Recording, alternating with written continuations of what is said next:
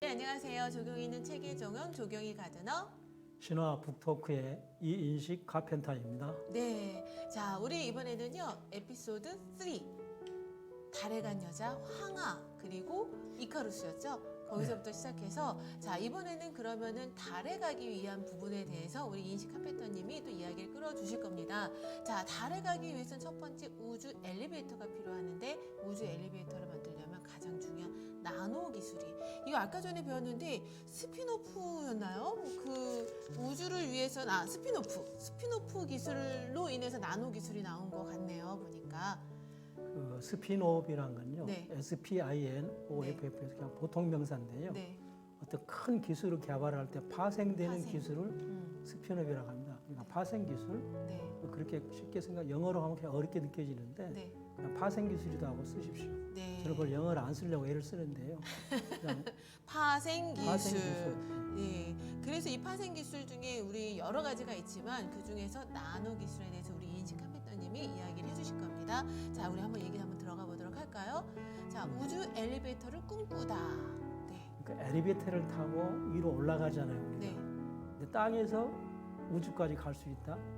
그 정말 담대하고 꿈 같은 상상력인데요. 네. 그거를 상상한 최초의 인물이 우주 기술의 아버지라 불리는 네. 러시아의 콘스탄틴 치올코프스키입니다. 이분은 미국의 로버트 고다드와 함께 양대 인물, 그 우주 기술의 선구자인데요. 그분이 1895년에 파리의 에펠탑을 보고 에펠탑이 하늘로 솟아있으니까 네. 에펠탑처럼 자꾸 높이 올라다 보면 땅에서 우주로 갈 수 있겠네? 우주 엘리베이터를 우주 엘리베이터가 뭐냐면 우주로 가는 엘리베이터예요, 말 그대로. 네. 에펠탑이 얼마죠? 340m거든요. 342m인가? 그러니까 그러니까 그 별로 높지도 않은 에펠탑을 보고 네. 우주로 가는 엘리베이터 상상한 상상을 했구나. 그 상상력. 이분 덕분에 그럼 러시아가 제일 먼저 우주 탐사를 했네요. 그러면. 뭐 그렇게 봐도 되겠고 네. 오늘 이 자리에서 얘기하게 되고 또 네. 나중에 듣게 되시면 우주 엘리베이터가 네. 현실로 등장할 수 있다. 즉 모든 과학의 시초는 위대한 상상력이다. 상상력이다. 계속 오늘 상상력 얘기가 계속 나옵니다. 지금 말씀드린 치올코프스키, 조금 이따 리차드 파인만, 에릭 드렉슬러, 정말 상상력의 규제들이 등장합니다. 그분들이 인류 문명을 한 단계 앞지는데 요약한데 그분들은 당대에 이상한 사람으로 몰렸어요. 특히 에릭 드렉슬러는 완전히 그렇죠. 이상한 미친 사람 사람 몰렸는데 취급받겠지. 나중에 설명을 드리겠습니다. 결국에 그런 이상한 꿈 꾼 사람들이 네. 인류 문명을 하나씩 이렇게 발전시켰다. 그게 오늘의 제 설명 내용의 핵심 부분입니다. 이상한 사람들이 길을 만들어간다. 그렇죠. 네. 그래서 네. 1895년에 네. 이 아이디어가 나왔는데 네. 1959년, 그러니까 약 65년쯤 지나서 러시아의 유리 아르치타노프라는 사람이 이 사람들 한가한 사람이에요. 우주 엘리베이터 만든 공법을 발표했어요. 무슨 재료도 없고 방법도 없는데 이렇게 꿈꾸는 사람들이 있었다는 겁니다. 그 진짜 꿈꾼 사람은 누구냐? 그 유명한 영국의 SF 작가 아더 클락. 아더 클락이 1979년, 그러니까 20년 뒤죠. 네. 20년 뒤에 소설 낙원의 샘에서 우주 엘리베이터에 대한 구체적인 묘사를 합니다. 어떻게? 이 양반이 2차 대전 때 그 통신 기술까지 직접 개발한 아주 과학자 중에 한 분인데요. 네. 이분이 자세히 설명한 게 되자면 지구 적도 꼭대기 상공 35,786km 이게 네. 인공위성이 도는 궤도입니다. 그 궤도를 돌고 있는 인공위성에서 땅으로 즉 적도로 길게 탑을 만들어요. 내려서 네. 그 탑 안에다 승강기를 설치하면 왔다 갔다 하지 않게 이게 합니다. 소설 속의 스토리인 거죠? 예, 소설에 나옵니다. 어... 그럼 두고 보세요. 그게 지금 실현될 것 같아요. 상상력인데. 그러면서 이분이 명언을 남깁니다. 네. 뭐라고요? 우주 엘리베이터의 아이디어를 여러분이 비웃지 않게 될 때, 믿을 때 그로부터 50년 지나면 실현된다. 그러니까 비웃지 마라. 믿고 한번 해봐라. 그럼 50년 된다. 이렇게 얘기를 했는데 그게 시간이 가면 갈수록 이분 아서 클라크의 명언이 현실로 입증이 되어 있는 과정을 오늘 제가 설명을 드리겠습니다. 네. 아서클락이 그러면 어쨌든 과학자신 거죠? 그 정보통신 뭐 쪽으로 해가지고. 이제 그 양반이 SF 작가로 알려져 있지만 네. 그런 과학적 기술 실력도 꽤 높은 분이다. 그 봐요. 카펜터님 제가 얘기했잖아요. 저번에 과학자 카펜터님 소설 한번 써보시라고. 소설을 이 과학적인 걸 기반으로 소설을 쓰는 게 사명감으로 우리 걸 쓰시는 게 낫지 제가 않을까. 1975년 네. 쓰셨잖아요. 과학상에 단편집을 냈습니다. 네. 근데 소설가가 되기에는 너무 먹고 사는 게 급해서 회사 생활을 시작했는데 네. 그럼 저한테 아이디어를 주시고 제가 쓰겠습니다. 그래서 한번 네. 팀을 짜보죠. 네. 자, 그러면, 그러면 이제 네. 그다음에 최대 엘리베이터를 난관이 위한 뭐기? 아니 잠깐 그러면 네. 우주 엘리베이터를 놓을 때 가장 네. 어려운 문제가 뭐겠어요? 그 엘리베이터 무게를 감당할 수 있는 재료가 있어야죠. 네. 그 재료는 현재 있는 쇠, 철의 강체는 50배 인장력이 있어요. 그런 재료가 있어야죠. 근데 그 재료가 어디서 나왔습니까? 나노 기술에서 그 재료가 드디어 나오기 시작했습니다. 네, 자 이제 그럼 나노 나노 기술을 얘기를 들어갑니다. 하겠습니다. 그럼 나노에 대한 걸 잠깐 그래도 한번 설명을 해주시면 될 것 같아요. 나노 가지고는 또 있잖아요. 1000배 이렇게 줄이고 그러니까 줄이고 뭐 이런 거. 나노 기술이 얼마나 엄청난, 저는 인공지능보다 더 엄청나다는 생각을 개인적으로 하는데요. 그 나노 기술이 가져올 세계적인 변화에 대해서 세 사람의 유명한 분의 말씀을 제가 인용할게요. 네. 1998년 노벨 물리학상을 받은 호스트 스토머가 무슨 얘기를 했느냐. 나노 기술은 자연의 마지막 궁극적 장난감. 즉 자연은 뭐로 되어 있죠? 원자와 분자로 되어 있잖아요. 네. 그 분자와 원자를 갖고 노는 노후다. 즉 나노 기술은 분자와 원자를 직접 우리 인간이 다루는 기술이에요. 그 하느님만이 했던 건데. 그래서 모든 것은 원자와 분자로 이루어졌으므로 원자와 분자를 우리가 다룬다는 얘기는 무한한 창조의 가능성이다. 이게 나노 기술입니다. 즉 나노 기술 쉽게 말하면 분자와 원자를 우리 인간이 마음대로 조작을 하는 거예요. 그건 인간의 영역에서 한참 멀던 부분인데 드디어 우리 가능하게 된 겁니다. 그 다음에 에릭 들렉슬러 이분이 무한한 미래라는 책을 1991년에 썼는데 거기에서 이렇게 나옵니다. 나노 기술 혁명은 우리의 몸, 뇌, 또 우리가 만나는 세상 전부를 어떻게 기본 단위 분자 하나하나 분자로 다 재설계. 그러니까 사람 뇌도 재설계하고 몸도 그러니까 우리 인간의 마음까지도 다 재설계하고 재조립할 수 있다. 즉 모든 판을 다 게임 체인저예요. 다 바꾸는 거예요. 사람 마음까지도. 그냥 그 마음은 그 사람 분자를 우리가 조정할 수 있으니 다 바꾸지 않겠습니까? 마음까지도. 뇌를 바꾸니까 마음이 바뀌는 거죠. 뇌 우리 신경세포 분자들을 다 바꾸 재배치해요. 그럼 거기에 복잡성 과학도 들어갈 수 있고. 그렇게 되겠죠. 그러니까 뇌를 바꾼다는 얘기는 뇌에서 나오는 마음이 바뀔 수밖에 없는 거죠. 이제 그런 얘기를 했고, 그다음 미치오 가쿠라고 그 일본에 사는 미국에 사는 일본 그 출신의 유명한 과학자수가가 미래의 물리학에서 뭐라고 했느냐. 과거에 무에서 유를 창조하는 건 누가? 하느님밖에 못했잖아요. 신밖에. 네. 근데 드디어 나노 기술로 우리 인간도 신처럼 능력을 갖게 될 것이다. 이 세 분의 얘기만 들어보면 아 나노 기술이 완전히 신의 영역에 인간이 들어가서 이 세상의 모든 만물을 마음대로 바꾸고 떼할 수 있다는 그런 가능성이. 그러니까 무시무시한 아까 그랬잖아요. 전 인공지능보다 더 무시무시한 기술이고 더 놀라운 기술이 나노 기술이다. 왜냐 나노 기술은 우리 모든 물질을 구성하는 그 분자 원자를 우리가 조작을 해요. 다 바뀔 수 있잖아요. 네. 분자에 따라 물질의 성질이 결정되는데 네. 그 분자를 우리가 조작하고 한다니까 그 물질의 성질도 바뀌는 거예요. 이게 나노 기술입니다. 나노 기술은 무시무시한 기술이다. 인공지능보다 훨씬 무시무시한 기술이에요. 거의 나노 기술은 모든 걸 해체시킬 수 있는 능력도 그렇죠. 있고 분자 다 해체시켜. 다시 만들어요. 다시 그리고 예, 응집시킬 수도 그럽니다. 있고. 그게 나노 기술. AI가 인공지능이 아무리 돼도 그냥 한 방에 나눠 그건 한 가지 막 물질은 못 다루고 네. 그냥 정신 뭐 그것만 다루는 거죠. 저기 저 마음 못 다루고 저기 저 마음도 못 다룰 수 있다고 하겠습니다. 물질 자체는 손을 못 대요. 뭐 분비되는 뭔가 입자 같은 걸 할 수도 있는 그 거니까. 소프트웨어로 하는 거니까. 네. 그래서 이제 그러면 나노 기술이 나온 나노 기술은 뭐라고요? 정의가 아직도 정확하게 나르지 않아 사람마다 다른데 네. 쉽게 말하면 나노미터 세계의 기술입니다. 나노미터의 세계. 그럼 나노미터가 뭐냐? 네. 우리가 사물을 되게 비교할 때 10의 몇 승 이렇게 비교를 해요. 네. 그래서 자 보실까요? 10배씩 커지면 무한 세계로 가요. 10배씩 작아지면 미지 세계로 갑니다. 한번 예를 들어 볼까요? 10의 8승, 즉 10만 킬로미터면 지구 전체 모습이 보여요. 10의 9승미터 100만 킬로 가면 달이 가요. 달. 10의 16승미터면 태양으로 가요. 12, 21승미터 은하 이렇게 10승마다 이렇게 멀어지는 겁니다. 거지 세계로 가고. 네. 근데 오늘의 관심사는 미세 세계니까 나노 세계니까. 작아져요. 자, 작아진 걸 볼까요? 100만 분의 1미터 마이크로미터 10의 마이너스 6승 이게 세포핵, 세포의 크기. 세포핵, 세포 안의 핵. 네. 그 다음에 이제 오늘의 주제 10억 분의 1미터 나노미터 네. 10의 마이너스 9승 이게 분자입니다. 그러니까 분자의 세계는 10억 분의 1미터 세계예요. 10억 분의 1미터라니 한번 상상을 못해요. 눈에 안 보여요. 1미터를 10억으로 쪼갠다니까. 그 분자의 세계를 들어가서 분자를 마음대로 조작하는 게 나노미터. 엄청난 기술이죠. 분자를 다루니까 분자를 하나하나를 다 다루는 거예요. 이게 나노 기술입니다. 그러면 그걸 예를 들면 1나노미터가 얼마냐? 우리 머리카락 두께 5만 분의 1. 그 세계에 들어가서 그 분자를 조작하는 게 나노 기술입니다.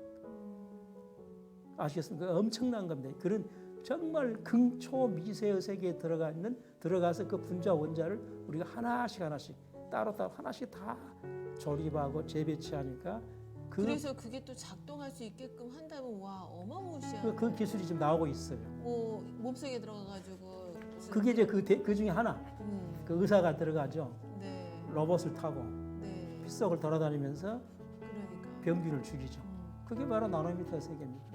제가 이제 10살 때인가 또 그런 영화도 봤던 것 같아요. 환상기와 몸속에 들어가는 거. 뭐 판타스틱 보이지인가 그 영화에서는 사람 의사가 타고 그러니까 피 속을 스페이스 그 우주선 타고 네, 몸속에서 가능해요. 그게 이제 그걸 하자는 게 나노 기술이에요. 그게 가능해지고 있어요. 벌써 그런 게 이제 나오기 시작하고 있어요. 네. 네, 그래서 그러면 자, 그 나노 그다음에는- 기술의 역사를 한번 되돌아 볼까요? 리처드 파인만. 자, 네. 그 유명한 리차드 파인 한 게 너무너무 유명합니다. 네. 유명하냐? 그 1985년에 파인만 씨의 농담자 이 책이 번역판에 나와서 네. 이 그림 옆에 보시면 자, 설명을 드릴게요. 네. 이번 2022년에 노벨 물리학상은 양자역학 한 사람이 많이 탔는데 이분이 65년에 벌써 양자역학으로 노벨상을 탔어요. 그래서 그분이 명연설했습니다.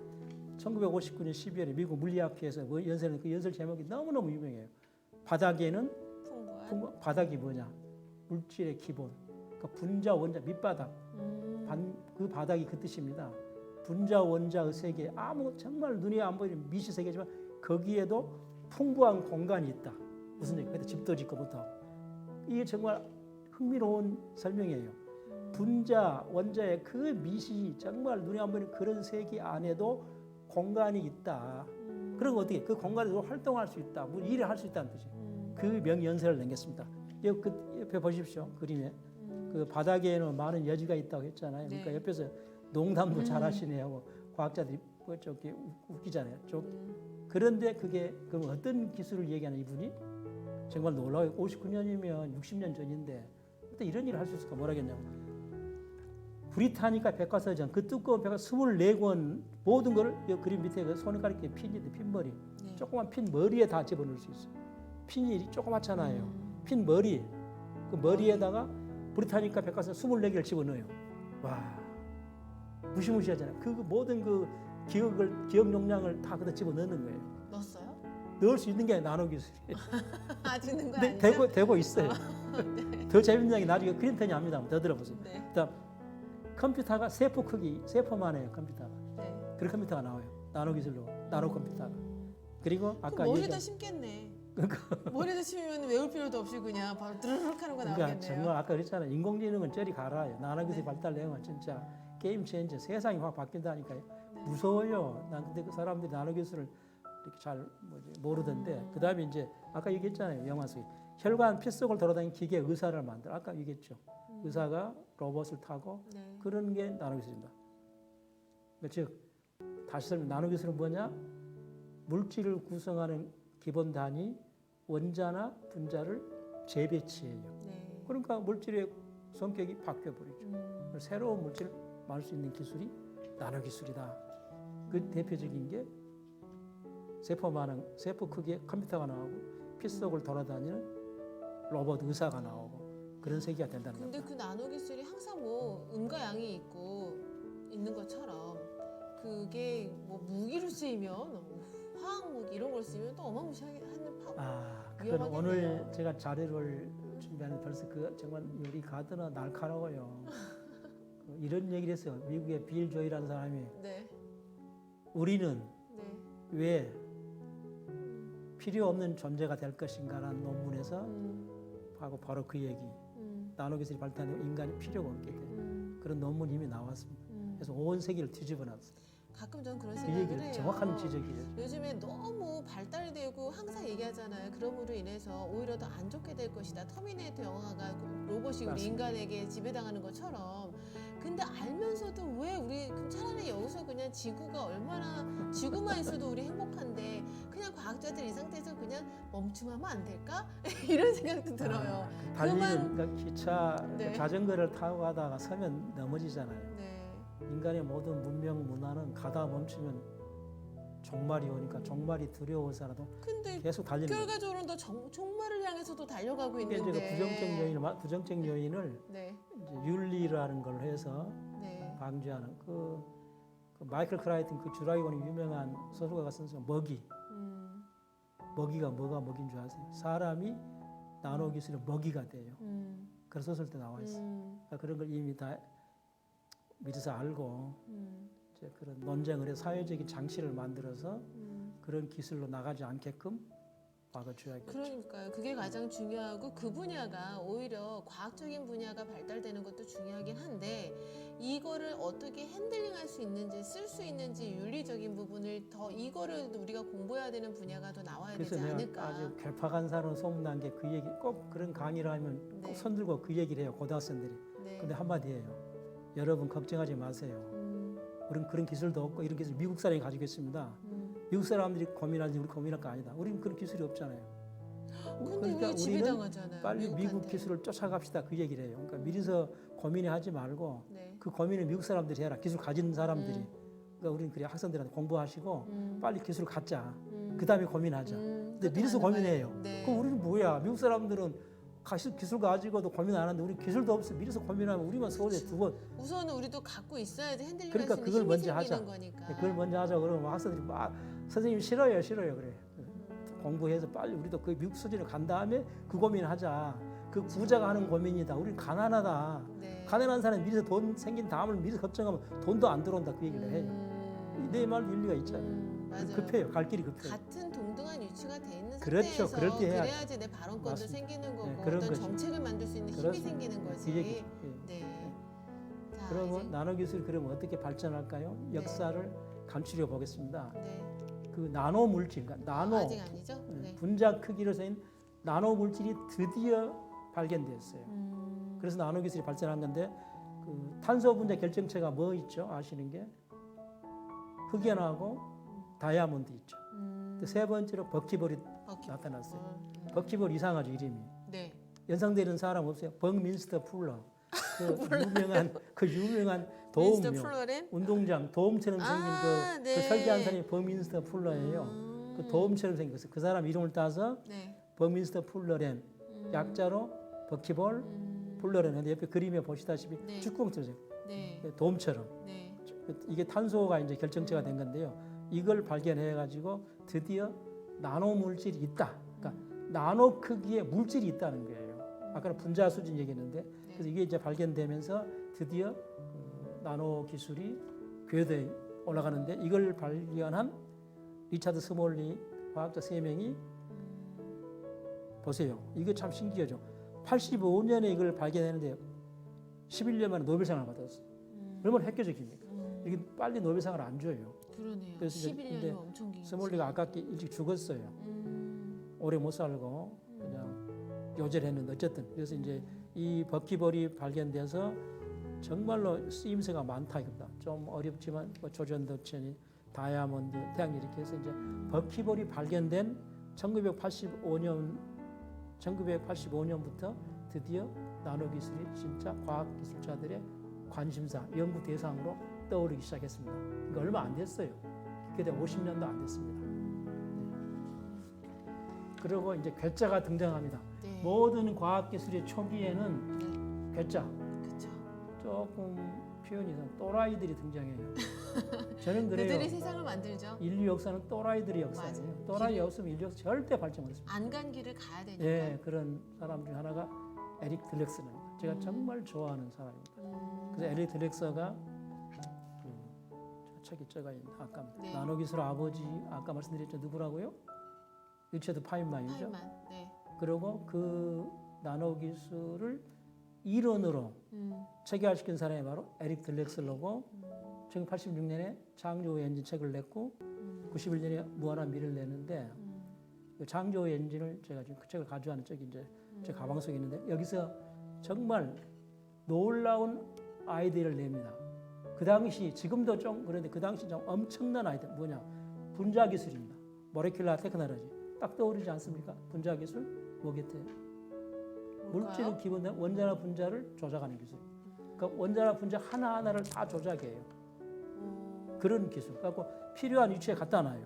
그러니까 새로운 물질을 만들 수 있잖아요. 그래서 분자 기술이라는 용어를 처음 쓰고 분자는 어떻게 해요? 나노미터로 그러니까 다른 말로 나노기술. 드디어 나노기술이라는 용어가 등장합니다. 그러니까 분자를 하나하나 다루는 기술. 그건 나노미터 수준이니까 나노기술로 하자 해서 1986년에 이 책이 나와서 정말 세계적인 화제작이 되는데 중요한 건 이 책에 서문을 누가 썼느냐?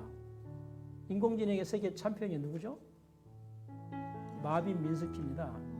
마빈 민스키가 MIT의 교수였는데 이 에릭 딜렉스의 논문을 MIT 같은 세계 최고 공대에서도 박사학위 논문을 주려고 안 했어요. 이거 이상한 소리들 하네.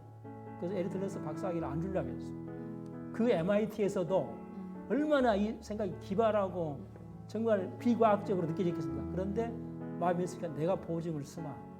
해서 마빈 민스키가 에릭 딜렉스 생각을 보증하기로 하고 박사학위를 받았어요. 생각을 보증하고 박사학위를 받은 사람. 그러니까 그 세계적인 MIT, 매사추세츠 공대에서도 네. 받아들일 수 없는, 납득할 수 없다고 생각한 게 86년이니까 네. 기껏해야 36년 전이에요. 정말 인간은 앞을 못 봐요. 그래서 그 책이 나왔고 거기서 이제 중요한 건 분자 단위로 하나하나 조작하는 기계를 어셈블러라고 만들었습니다. 거기서 이제 자신을 얻어가지고 다시 낸 책이 무한한 미래입니다. 무한한 미래에서는 분자 기술로 물건을 만들어요. 그러니까 전혀 새로운, 그러니까 분자 하나하나를 다 다뤄서 새로운 만드는 기술을 분자 제조. 질문. 사례들이 뭐가 있을까요? 그러니까 분자 제조로 하면 아까 말한 세포 컴퓨터도 만들고 뭐 의사도 다 새로운 물건을 만들고. 그 분자 제조가 나면 어떤 일이 생기겠어요? 기존의 분자 덩어리를 다룬 현재 제조품 다 없어져요. 다 망해버려 새로운 세상이 와요. 현재 우리 기술은 뭐죠? 톱으로 썰고 물을 마시고 하는 것 다 분자 덩어리를 다루잖아요. 분자 덩어리를. 그죠? 이 물질은 분자 덩어리니까 분자로 되어 있으니까. 근데 분자 제조는 분자 하나하나를 다뤄요. 그러니까 그런 기술이 그러면 클론이 나올 수도 있겠네요. 뭐 그런 당연히 나오고. 그러니까 완전히 제조 방식이 완전히 천문학적으로 아주 완전히 바뀌는 거예요. 혁명적으로. 그러니까 다시 복제가 되겠네. 그러니까 지금 우리 다루는 기술은 다 덩어리. 이거 분자 덩어리예요, 다. 네. 밥 먹는 거 다 분자 덩어리. 근데 네. 분자 제조 기술이 나오면 분자 덩어리, 분자 하나하나를 다룬다니까요. 다 해체했다가 다시 또 네, 집에 그렇죠. 보면은 여기 번호지 내가 원하는 대로. 그리고 저는 딴 세상이 나오고 그러다 보니까 뭐가 나오냐? 아까 또 중원부원 나노의학이다. 나노의학. 왜 나노의학이냐? 우리 몸에 병을 일으키는 바이러스가 나노 크기예요. 그러니까 그 나노 크기를 어떻게 해야죠? 나노 크기의 기계가 잡아야죠. 그러니까 나노 크기의 로봇을 만들어서 그 바이러스를 공략하는 그게 나노의학입니다. 끼리끼리 맞이하니까. 그러니까 바이러스가 나노 크기니까 그쵸. 나노 크기의 의사 로봇을 만들어서 죽여요. 그래서 피 속을 돌아다니면서 질병을 없애면 어떻게 되겠습니까?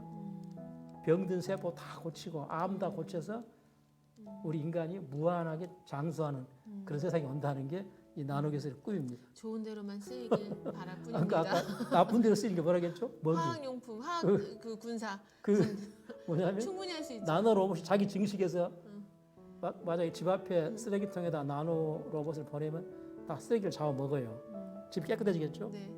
그래서 끝나면 좋겠죠? 근데 어떤 성격이 있죠? 나노 로봇 스스로가 새끼를 까요.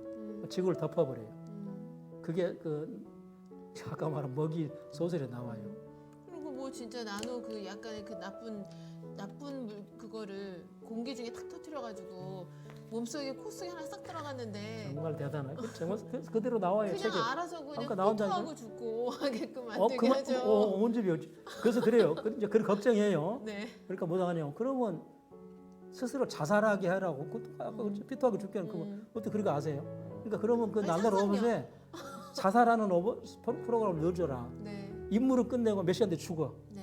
그 얘기 그 방법 중에 하나로 제시돼요. 그 그러니까요. 피터가 자살하게. 그러면 될 거라는 얘기도 이미 있어요. 근데 벌써 그 앞질러 가서 말씀하시네. 우리 가드는 최고. 또라이라서 그래요. 가드는 최고야. 원래 지금까지 여러분 오늘 최고의 상상력이 발휘되는 순간이에요. 상상 잘해요. 네, 진짜. 그리고 이제 또 하나 이제 이렇게 디렉션을 그다음에 또 이제 나노기술을 받은 두 번째 나노 물질이 등장. 이게 이제 물건입니다. 탄소 나노 튜브. 그러니까 얼른 느낌이 뭐겠죠 이게? 옆에 써놨죠. 버킷 튜브. 그러니까 버킷으로 뭐였죠? 공이었죠. 네. 버킷 튜브는 튜브예요. 이 그림 한가운데 있는 게 튜브입니다. 네. 튜브를 했는데 일본의 이지마 스미어가 발견했는데 하나 신기한 건 이 사람 노벨상을 아직도 안 줘요. 내 생각 이 노벨상을 받아도 넘치는 분인데 1991년에 이걸 발견했거든요. 꼭 줘야 한다고 생각하는데 오래 살아야 노벨상 받으면 죽어버리면 안 주니까 이분 오래 살아야 합니다. 그래서 이제 39년생이니까 현재 84세인데 좀 제발 오래 사셔가지고 노벨상을 받았으면 좋겠어요. 그래서 이게 이제 튜브인데 이것도 역시 나노 물질. 지름이 1나노미터고 1나노미터다 보니까 사람 머리카락이 5반물 내집니다. 근데 이게 정말 특이한 특성, 이거 꼭 이 특성을 설명을 들으셔야 합니다. 이게 우주 엘리베이터 관계되니까 이 나노 튜브를 바출체는 다발로 묶이면 인간 인장력이 강철이 100배가 돼요. 아까 서두에 말씀드렸죠. 우주 엘리베이터 만들려면 재료가 최소한 100배, 강철이 100. 이게 딱 맞는 거예요. 일단 구리보다 저주를 잘 통하죠. 또 다이아몬드보다 얘를 잘 전달하죠. 또 잘 휘어져. 그래서 요새 그 폴다폰 이런 걸로 만들어요. 이 재료가 없으면 못 만들어요. 폴다폰은 휘어지니까. 그런데 이게 이제 1993년에 양산. 그러니까 이건 인간이 유대한 겁니다. 분자 수준에서 최초로 물질을 대량 생산했어요. 양산한 거. 탄소 나노튜브가 이제 많이 쓰게 됐습니다. 이거 역사적인 사건입니다. 분자 수준의 물질을 발견하는 데 그치지 않고 대량 생산했어요. 1993년에. 그래서 저는 이지마 스미어가 꼭 노벨상을 탈 수 있다고 생각을 합니다. 근데 일본 사람이라 안 주는지 모르겠습니다만은 아직 안 받고 있다. 그래서 이게 이제 그 쓰임새 그림을 보시면 제일 위에 있는 게 뭐죠? 운동 도구. 아까 말씀드렸죠. 굉장히 단단하니까. 그 밑에 평면 디스플레이인데 이게 플렉서블. 휘었다 지었다 하는 폴다폰 같은 휘어지고 하는 디스플레이. 그다음에 이제 자동차 연료통, 그다음에 탱크, 그다음에 이렇게 파서서 정말 이거 보시면 거의 모든 산업용 물건에 쓰이는데 제일 중요한 오늘의 관심사는 뭐라고요? 이게 바로 우주 엘리베이터를 만들 수 있다. 그러니까 탄소 나노튜브가 나타났기 때문에 우주 엘리베이터가 가능하다는 결론에 처음으로 도달합니다. 엘리베이터라는 건 결국 우주선을 얘기하는 거죠, 지금 우리. 그러니까 우주 엘리베이터 탑을 짓잖아요. 진짜 우주 엘리베이터.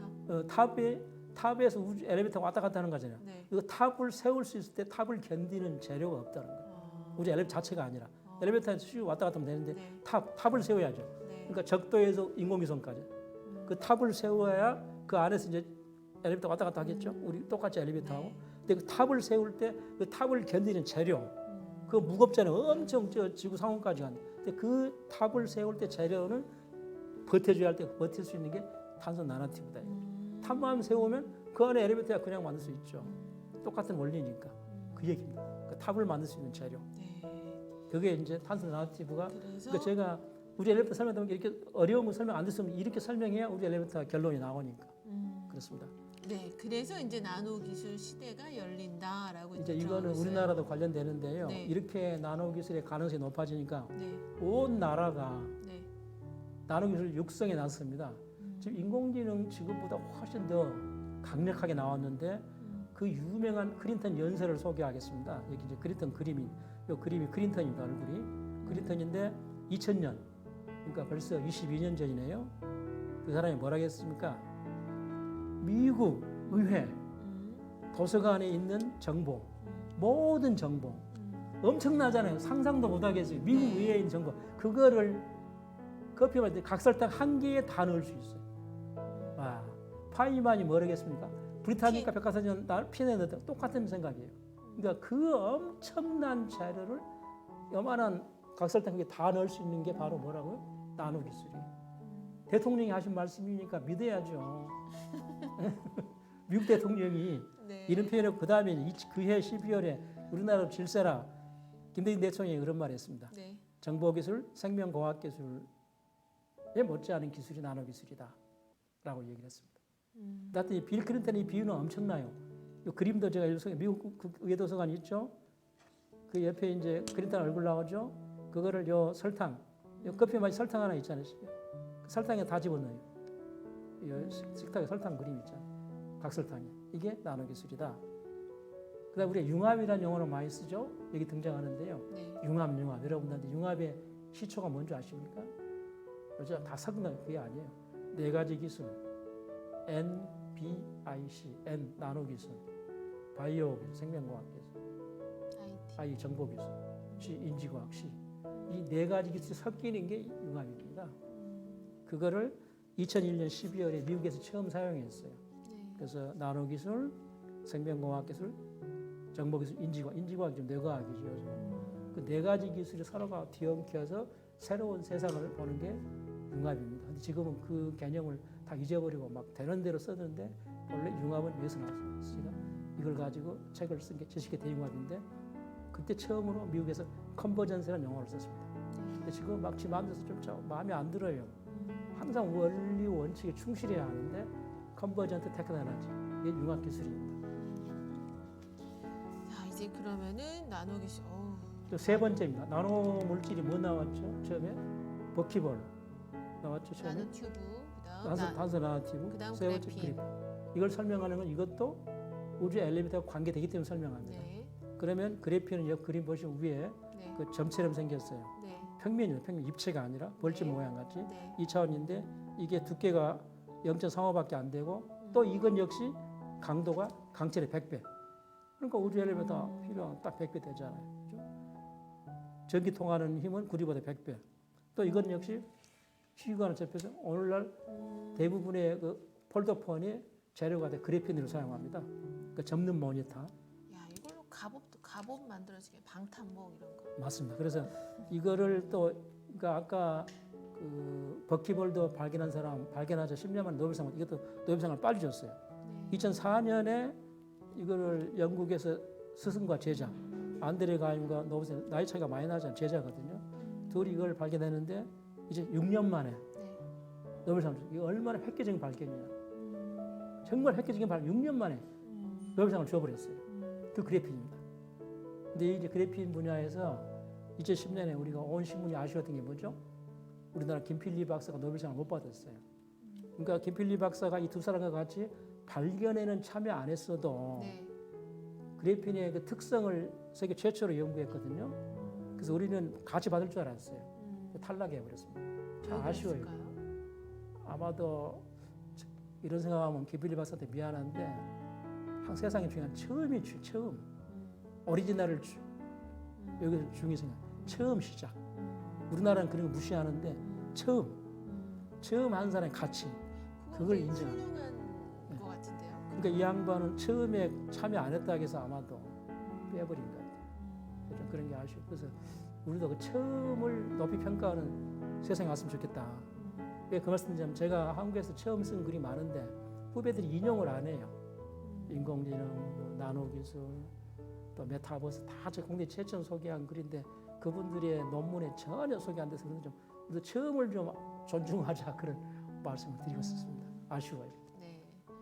그래서 이제 지금까지 그 우주 엘리베이터가 가능하다는 전 논거를 제시하기 위해서 나노 기술에서 핵심적인 관련된 부분만 설명을 드렸습니다. 네. 그 제일 중요한 게 뭐라고요? 탄소 나노튜브가 발견됐고 그래핀이 발견됐고 그럼 이것들이 어떻게 관련될까? 그걸 이제 마지막으로 설명 올릴게요. 1999년에 나사에서 우주 엘리베이터가 가능하다는 결론을 내렸습니다. 과학자들이 처음으로 결론 내린 겁니다. 그래서 언제쯤? 2060년쯤. 그런데 문제는 뭐냐? 지구에서 우주에서 탑 무게를 감당하는 재료가 문제다. 그런데 다행히 탄소 나노튜브를 쓰면 되겠다는 그런 결론을 도달했습니다. 그래서 탄소 나노튜브를 아까 제가 설명을 드린 겁니다. 2060년대. 네. 가능할 40년 것이다. 후네요. 얼마 안 남았죠. 40년이면 진짜 얼마 안 남은 얼마 안 남았어요. 그 재료가 등장한 거예요. 음. 그리고 이런 자신감에 의해서 나사가 현상 공모에 들어섰습니다. 그게 센테니얼 챌린지, 세기의 도전. 그래서 이 프로그램은 뭐냐면 우주 엘리베이터 설계도를 받는 거예요. 수많은 과학자들로부터. 역시 미국다워요. 상금은 40만 달러. 그런데 이 틈에 일본이 빠졌잖아. 네. 2012년 2월에 일본 건설회사가 뭐라고 했냐면 2050년까지 우주 엘리베이터 건설하겠다고 발표했어요. 이 회사 역시 탄소 나노튜브.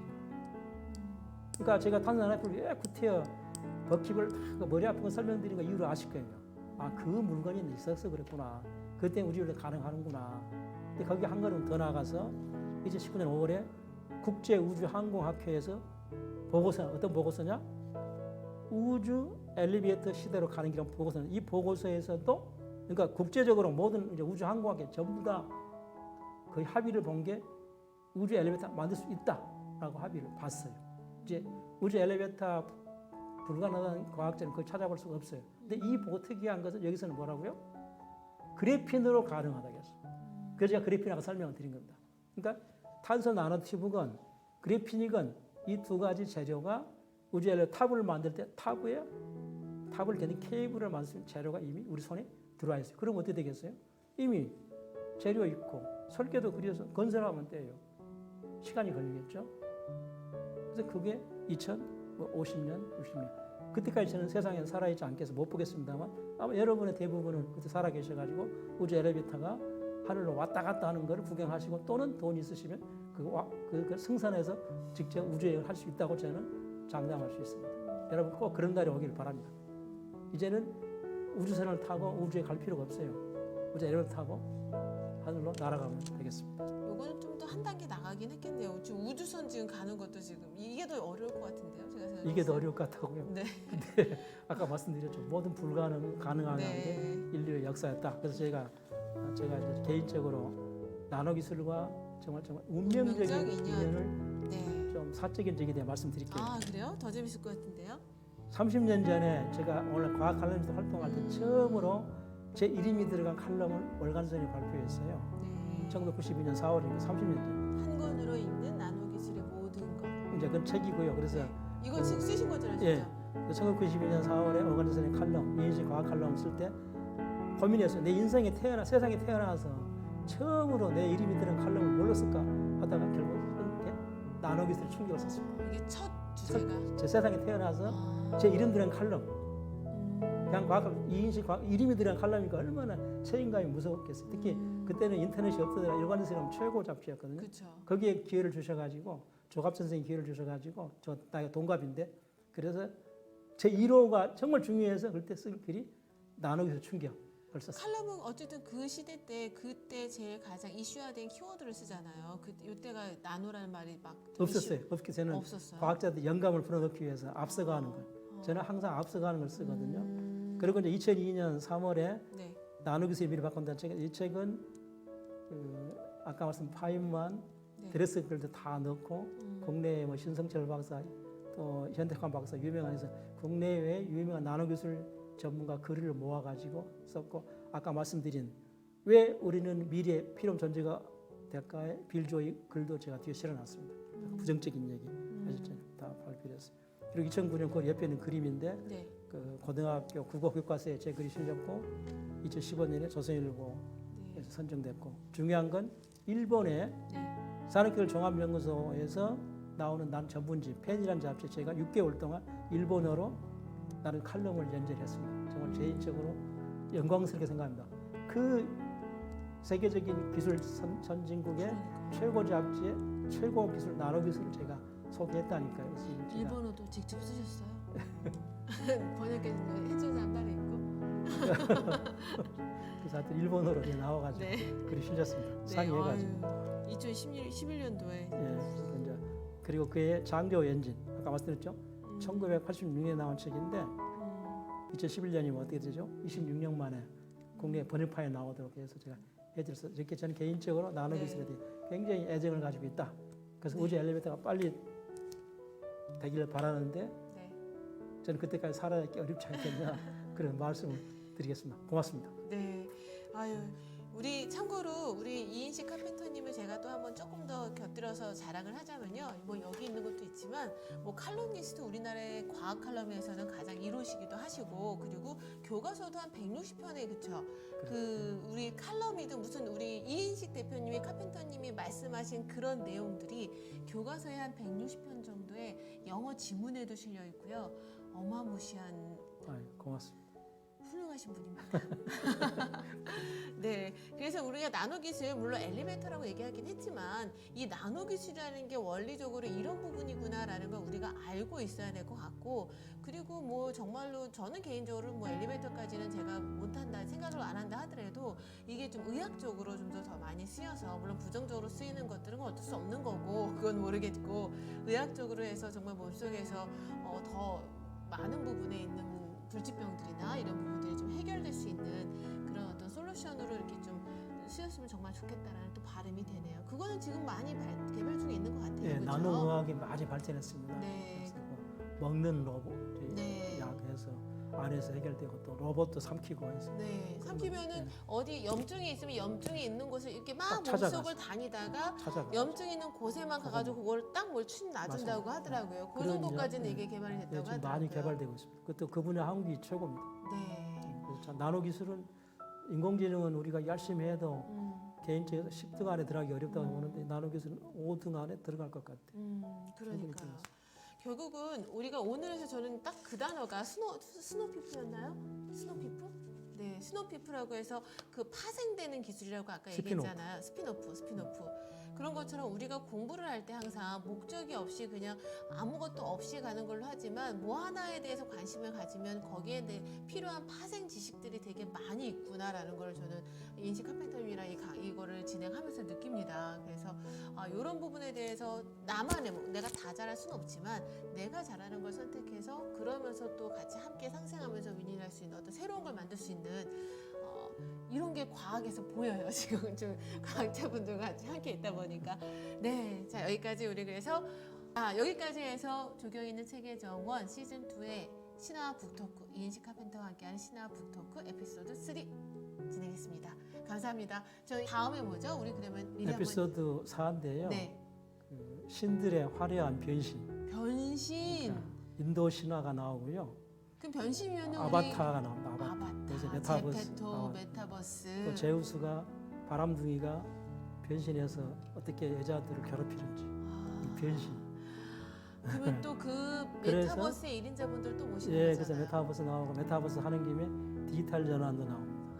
정말 천재세요. 현재 기술을 다 한꺼번에. 천재세요, 우리 카펜터님. 출발점은 그냥 무심코 그냥 이거 하고 했으면 좋겠어요라고 주제만 제가 원하는 거를 이렇게 딱 했는데 그거와 함께 어떻게 메타버스와 디지털 전환과 여기까지 연결하셨는지 정말 반드시 꼭 멈춤하시고 저희가 한 30분 길어야 우리 카펜터님과 함께하는 건 30분이니까요. 그냥 멈춤하시고 꼭 한번 들어보시기 바랍니다. 네, 감사합니다. 우리 다음번에 뵙겠습니다. 네. 고맙습니다.